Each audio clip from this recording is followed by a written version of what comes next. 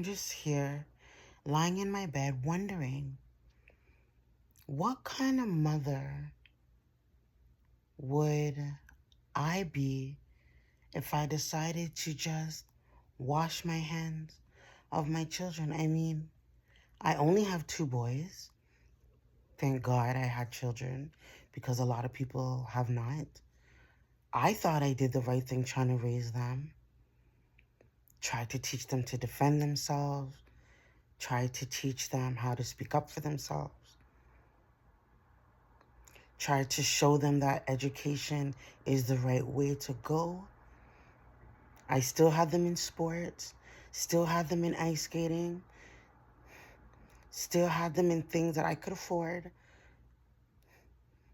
that I thought would mold them into what I thought substantial young black men should be.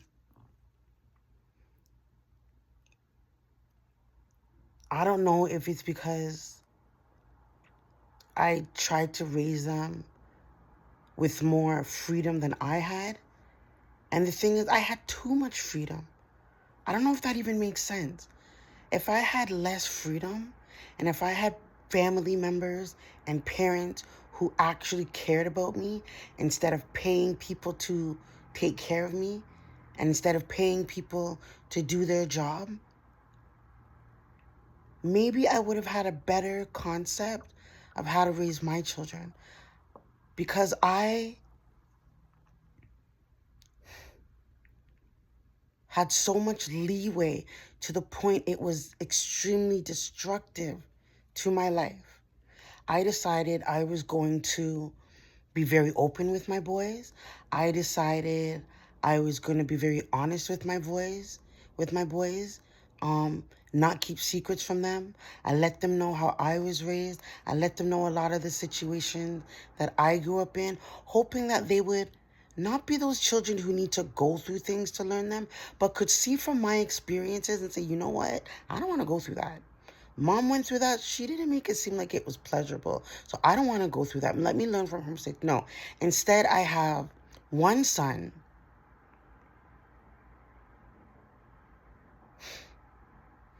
who thinks it's okay to just create children and not really be a part of their life. And then I'm here trying to fill in the gaps. And I can only do so much as a nana. I can only do so much as Monique. I love up my grandbabies to the point where I love them too much. I advocate for them to the point where I'm being told I'm advocating too much, when in my mind, people who love children, especially their blood, their grandbabies, they're not going to let things slide. They're not going to let them be in harm's way and not say anything about it.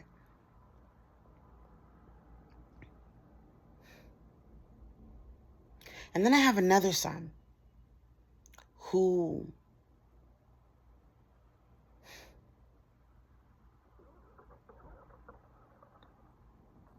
is just disrespectful, extremely nonchalant. Everything is my bad. I'm turning 46 years old in May. My boys are, right now, 22 and 23.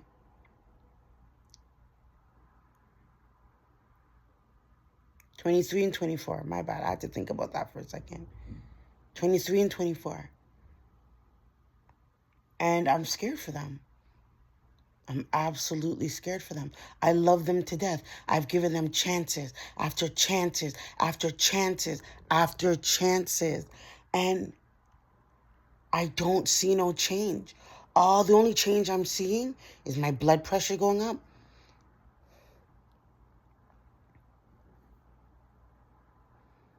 Pains in my bodies that weren't there before.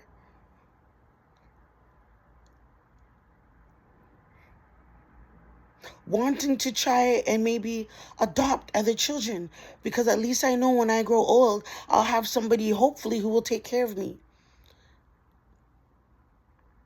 I've already proven, or I've already been proven, or it's already been proven to me that I could drop dead right now. Right now, this moment. And I don't have nobody to check for me. I'm the type of person who I'm loyal. I ride for my so-called friends at the time. I had to cut everybody off because I literally see that they're conning me. They take me for a fool because I lend money out and help take care of people's children and, buy groceries for people's children. And I love to love. I don't know if it's because I wasn't shown that love when I was growing up. When I finally stuck up for myself and decided to talk back, I had children, they take me from my school. These two ladies who don't look like me came to get me at my elementary school and told me I was never going back home.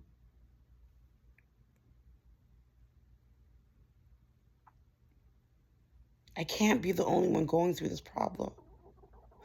But in the same retrospect, I only know my feelings. I lost the only one who ever truly loved me, who I felt that love. And children know who ride for them. Children know who's genuine to them. Children know who's authentic to them and who truly, truly loves them. And the only person who I felt all that from died when I was 15 and he was 25. And that was my brother, Paul.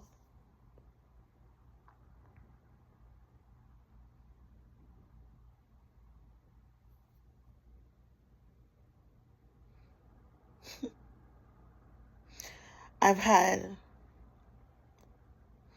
my grandmother disrespect. You know what that woman told me one time? She goes, watch this now. She goes, a woman's nose bridge makes her face. I mean, I already knew she didn't like me growing up. I mean, she would make these weird, and I know I'm just all over the place. It's because as I'm here making this video, I am just getting snippets of increments in my life that I can't believe somebody would talk to me like that. Somebody who's supposed to, whatever happened to,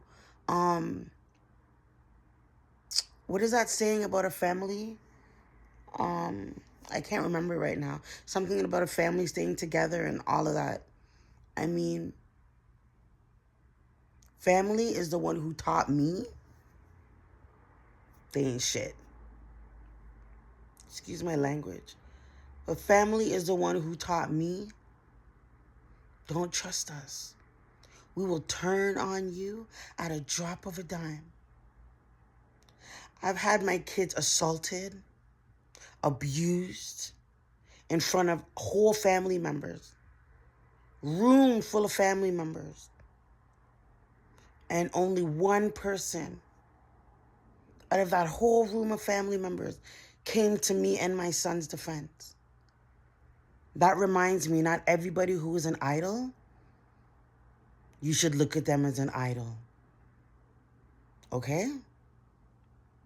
Not everybody who is an idol, you should look at them as an idol. Mind you, I live in Canada.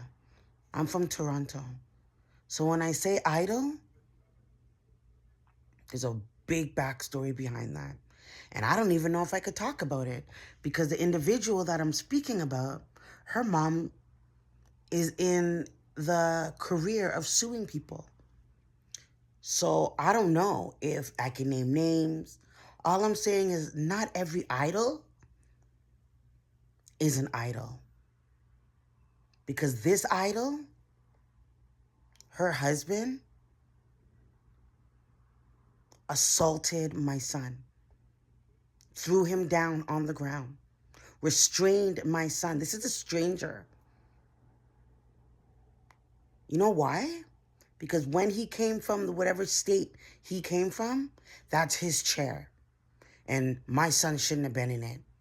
So when he decided to tell my son to get up, the adults in the room are talking, and I'm literally going all over the place. I can't even get my mind straight right now. I have hundreds of stories. He decided to tell my son, you know, mind you, he's a stranger. We just met him like an hour before all of this took place.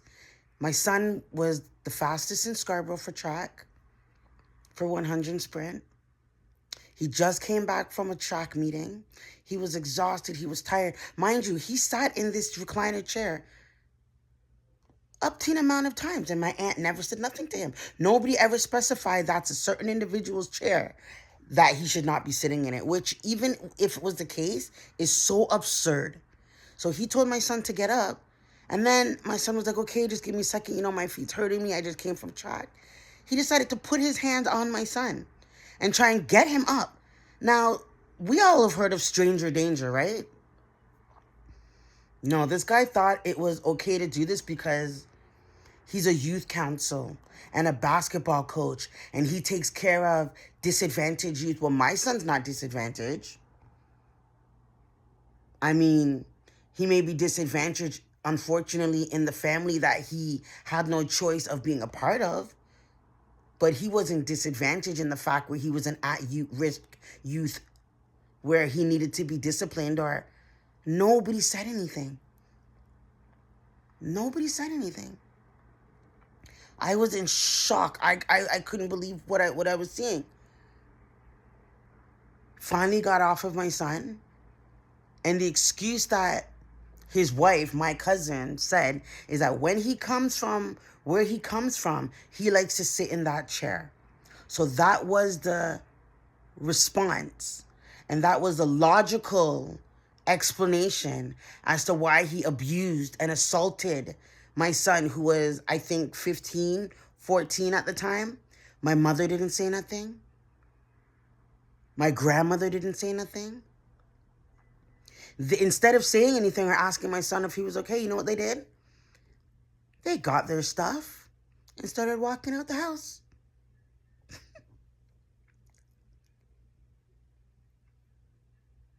Not every idol is an idol. You understand? After that incident happened, that was the first time I've ever had a panic attack. I literally thought I was going to die. I never felt like that ever in my life. If you've had a panic attack, you know what I'm talking about. Sorry. You know what I'm talking about. That pain in your stomach. Your chest is tight. I got up. I felt like I was going to fall. The walls were wobbling. I couldn't see. My vision got very, very unstable. I went out into the hallway, and the hallway looked like it was going on for miles, miles without an end. I'm feeling like I know God has a better plan for me. He did not bring me this far to leave me like this. Like, I'm not going to die in this feeling. I'm not going to die in these circumstances. I choose not to believe that. I believe he has better out there for me.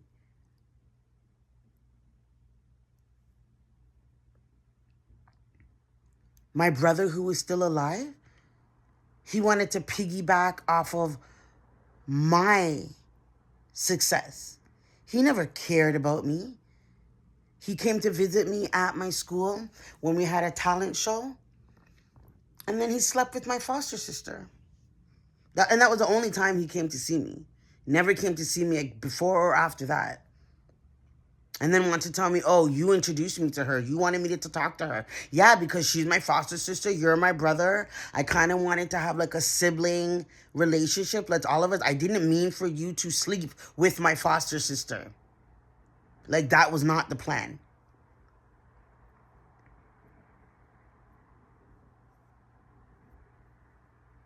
I just want to know. Like, it has to get better, right? It has to. I'm scared. I'm nervous. Because I keep getting older, but I'm trying to see the changes. And I'm making the changes within myself. Certain things took place a couple days ago that I would have been so happy to jump on, but I wasn't. I kept my composure. I stayed silent. And right now I'm dealing with my grandbaby, who is a whole different new situation, because the same people who came to pick me up at my school are the same people who are involved in her life right now. I didn't even know about her a month and a half until after she was already born. Had I known about her while she was still in the womb, she would have been in my custody. I didn't know about her. So now I'm dealing with that. And because I'm a God-fearing person, and a lot of listen, if you know anything about CAS and Children's Aid, you know they use power over accountability. And like I say, I'm one to advocate. I look after babies who need G-tube feeding. I look after palliative care. I look after everything in between who cannot advocate for themselves. I am advocating for them because I love to love people, and that's my love language, to advocate and make sure people are safe. But even that is being weaponized against me. Even that is being used against me, to where now I'm in court with them. And they told me, if you could believe that, in one of my emails, because I said God sees all, they said that I was vaguely threatening them. And I got my access taken away from me. 8 days before the judge was to sign off for the baby to come home with me and to not be in Children's Aid. Well, not as much as she isn't anymore, but to be living with me. 8 days before a judge was supposed to sign off, they decided to take away my access visit. I got an email one day saying that my access visits are no longer going to be at my home. They need to be at the office. And then 24 hours, I got an email saying that my access visits are on hold altogether until I come in and talk to them about my voluminous emails and my disparaging comments. I may be having disparaging comments, but all they do is do disparaging acts. They know that they can say whatever they want to say, and we have no leg to stand on because they're Children's Aid Society. So whatever they say go. I honestly believe they're a cult. I'm not even joking. And I don't even know if this is going to mess me up, but I mean, I need to speak my truth because I did nothing to warrant them taking away my access visits with my grandbaby. And today, as I'm posting this, was the first day I got to see my grandbaby in over a month. I don't know why I'm posting this. I don't know what's going to come out of this. I'm 46 years old in May. I'm 45 years now. I'm a 1980s baby. Big up to the 80s babies. And I just don't understand. I just don't understand a lot of things that are going on. But I just have to keep my faith, keep praying to God, and keep my faith and keep my faith and keep my faith that He will make a better way for me.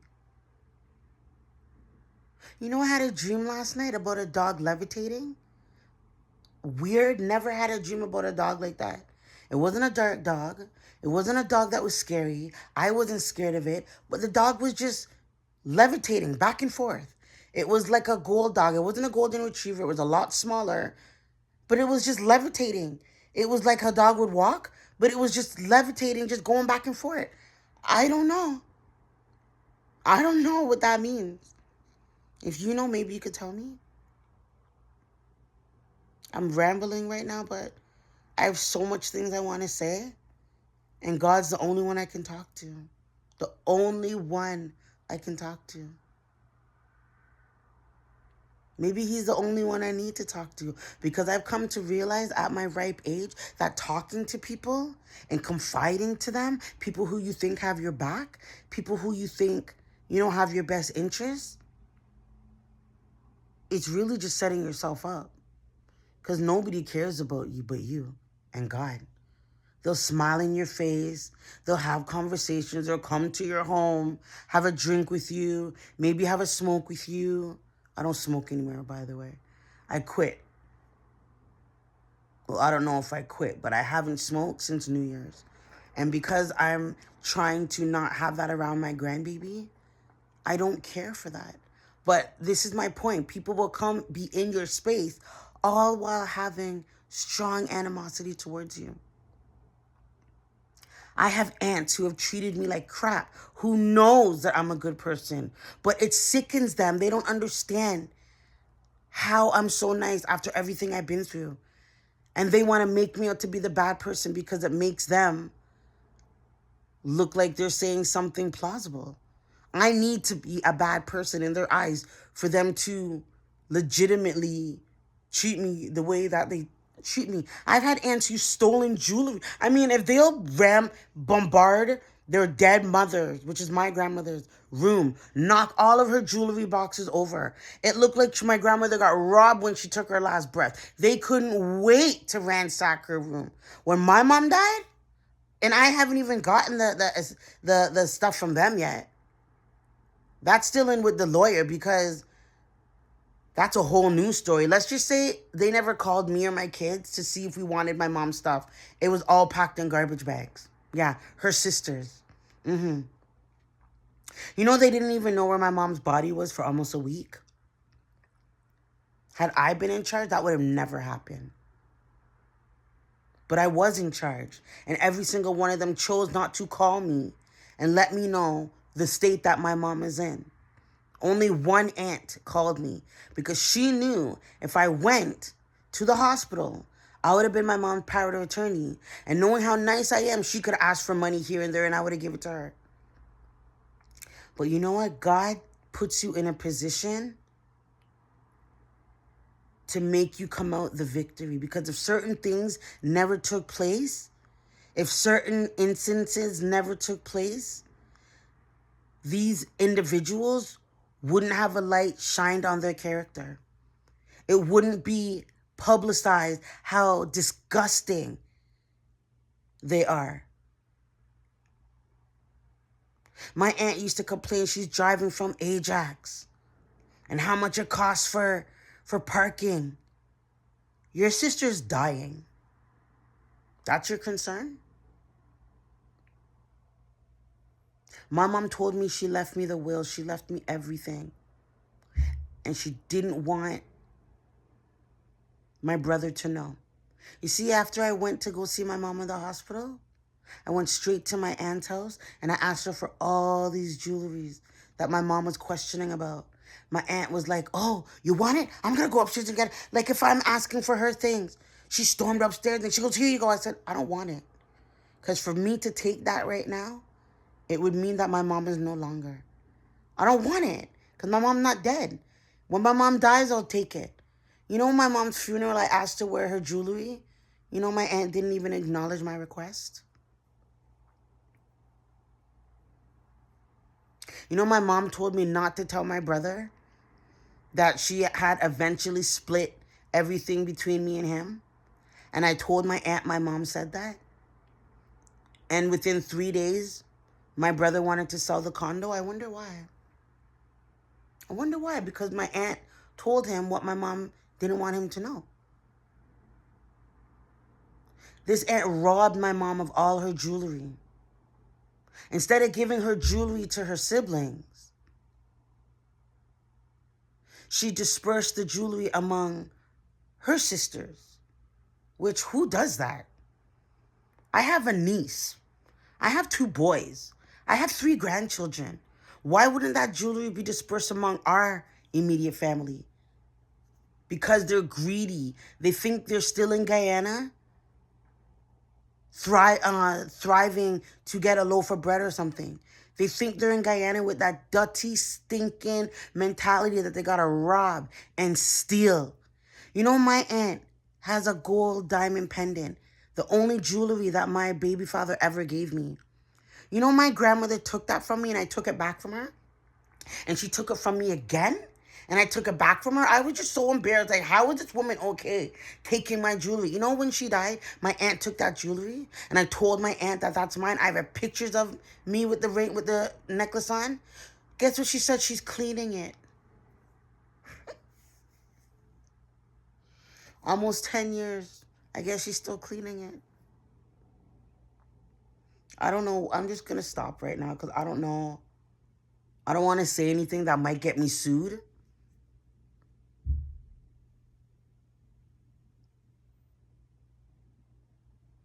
But not every idol is an idol. Remember that.